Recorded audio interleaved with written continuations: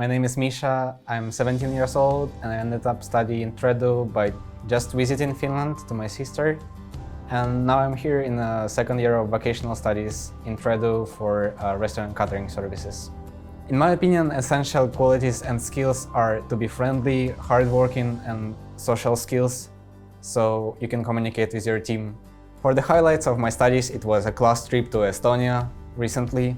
We had a lot of fun and we communicated with our team a lot, so we raised in our team spirit.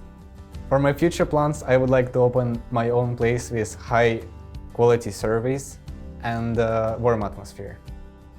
Hi, my name is Ember.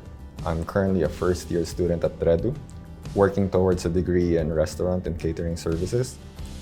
I decided to enroll at Tredu to get a formal training in culinary arts and at the same time learn about Finnish cuisine and culture.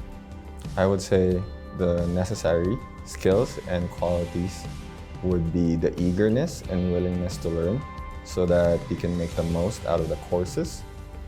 And specifically for hospitality students, I would say that having a customer service mindset would be critical to succeed in the industry. I think my Tredu education will provide me with a baseline knowledge and familiarity of culinary techniques.